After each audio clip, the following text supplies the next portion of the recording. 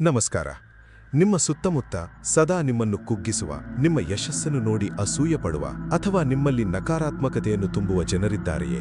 ಇವರನ್ನೇ ನಾವು ಆಧುನಿಕ ಜಗತ್ತಿನಲ್ಲಿ ಟಾಕ್ಸಿಕ್ ಜನರು ಎನ್ನುತ್ತೇವೆ. ಆಚಾರ್ಯ ಚಾಣಕ್ಯರು ಹೇಳುತ್ತಾರೆ, ತಕ್ಷಕಸ್ಯ ವಿಷಂ ದಂತೆ ಮಕ್ಷಿಕಾಯಾಶ್ಚ ಮಸ್ತಕೆ. ಅಂದರೆ ಹಾವಿನ ವಿಷ ಹಲ್ಲಿನಲ್ಲಿರುತ್ತದೆ, ನೊಣದ ವಿಷ ತಲೆಯಲ್ಲಿರುತ್ತದೆ, ಆದರೆ ವಿಷಕಾರಿ ದುರ್ಜನರ ಇಡೀ ಶರೀರವೇ ವಿಷದಿಂದ ತುಂಬಿರುತ್ತದೆ. ಇಂದು ನಾವು ಇಂತಹ ಜನರನ್ನು ಗುರುತಿಸುವುದು ಮತ್ತು ಅವರಿಂದ ನಮ್ಮನ್ನು ರಕ್ಷಿಸಿಕೊಳ್ಳುವುದು ಹೇಗೆ ಎಂದು ಚಾಣಕ್ಯರ ನೀತಿಯಿಂದ ತಿಳಿಯೋಣ. ವಿಷಕಾರಿ ಜನರ ಲಕ್ಷಣಗಳು. ಚಾಣಕ್ಯರ ಮೊದಲ ಪಾಠ: ವಿಷಕಾರಿ ಜನರನ್ನು ಅವರ ಮಾತುಗಳಿಂದಲ್ಲ, ಅವರ ನಡವಳಿಕೆಯಿಂದ ಗುರುತಿಸಿ. ಇಂತಹ ಜನರು ನಿಮ್ಮ ಎದುರಿಗೆ ತುಂಬಾ ಸಿಹಿಯಾಗಿ ಮಾತನಾಡುತ್ತಾರೆ, ಆದರೆ ನಿಮ್ಮ ಬೆನ್ನಿನ ಹಿಂದೆ ನಿಮಗೆ ಹಳ್ಳ ತೋಡುತ್ತಾರೆ. ನಿಮ್ಮ ಸಣ್ಣ ತಪ್ಪುಗಳನ್ನು ದೊಡ್ಡದಾಗಿ ಬಿಂಬಿಸಿ ನಿಮ್ಮ ಆತ್ಮವಿಶ್ವಾಸವನ್ನು ಕೊಲ್ಲುತ್ತಾರೆ. ಚಾಣಕ್ಯನ ಪ್ರಕಾರ ಸದಾ ಇತರರ ಬಗ್ಗೆ ನಿಂದನೆ ಮಾಡುವವರು, ಸಣ್ಣ ವಿಷಯಕ್ಕೂ ಅಸೂಯೆ ಪಡುವವರು ಮತ್ತು ತಮ್ಮ ಸ್ವಾರ್ಥಕ್ಕಾಗಿ ನಿಮ್ಮನ್ನು ಬಳಸಿಕೊಳ್ಳುವವರು ಅಪ್ಪಟ ವಿಷಕಾರಿ ಜನರು. ಹಾವಿಗಿಂತ ದುರ್ಜನನೇ ಕಠಿಣ. ಚಾಣಕ್ಯರು ಒಂದು ಅದ್ಭುತ ಹೋಲಿಕೆಯನ್ನು ನೀಡುತ್ತಾರೆ. ದುರ್ಜನಃ ಸರ್ಪಶ್ಚ ಸರ್ಪ ದುರ್ಜನಃ ಕರಾಲಃ.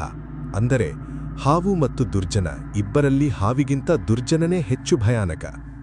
ಏಕೆಂದರೆ ಹಾವು ಕೇವಲ ತನ್ನ ರಕ್ಷಣೆಗಾಗಿ ಅಥವಾ ಸಮಯ ಬಂದಾಗ ಮಾತ್ರ ಕಚ್ಚುತ್ತದೆ, ಆದರೆ ವಿಷಕಾರಿ ಮನುಷ್ಯನಿಗೆ ಕಚ್ಚಲು ಯಾವುದೇ ಕಾರಣ ಬೇಕಾಗಿಲ್ಲ. ಅವನು ಪ್ರತಿ ಕ್ಷಣವೂ ಪ್ರತಿ ಹೆಜ್ಜೆಯಲ್ಲೂ ನಿಮಗೆ ಕಂಟಕ ತರಲು ಕಾಯುತ್ತಿರುತ್ತಾನೆ. ಇಂತಹವರ ಸ್ನೇಹವು ನಿಮ್ಮ ಇಡೀ ಜೀವನವನ್ನು ಕತ್ತಲೆಗೆ ತಳ್ಳಬಲ್ಲದು. ಅವರಿಂದ ದೂರವಿರುವ ಚಾಣಕ್ಯ ಸೂತ್ರ. ಚಾಣಕ್ಯನ ಪ್ರಕಾರ ವಿಷಕಾರಿ ಜನರನ್ನು ಸುಧಾರಿಸಲು ಪ್ರಯತ್ನಿಸುವುದು ನಿಮ್ಮ ಸಮಯದ ವ್ಯರ್ಥ. ಮುಳ್ಳನ್ನು ಹೇಗೆ ನಾವು ತುಳಿಯದೆ ಪಕ್ಕಕ್ಕೆ ಸರಿಯುತ್ತೇವೆಯೋ ಹಾಗೆಯೇ ವಿಷಕಾರಿ ಜನರಿಂದ ಯಾವುದೇ ವಾದ ವಿವಾದವಿಲ್ಲದೆ ಮೌನವಾಗಿ ದೂರ ಸರಿಯಬೇಕು.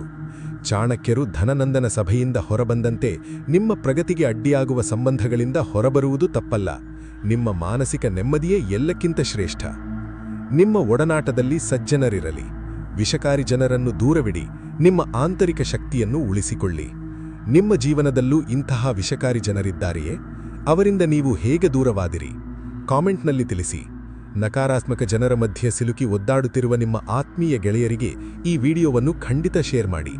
ಸಬ್ಸ್ಕ್ರೈಬ್ ಆಗಲು ಮರೆಯಬೇಡಿ. ನೆಮ್ಮದಿಯಿಂದಿರಿ, ಚಾಣಕ್ಯರಾಗಿರಿ. ಇದು ನಿಮ್ಮ ಚಾಣಕ್ಯ.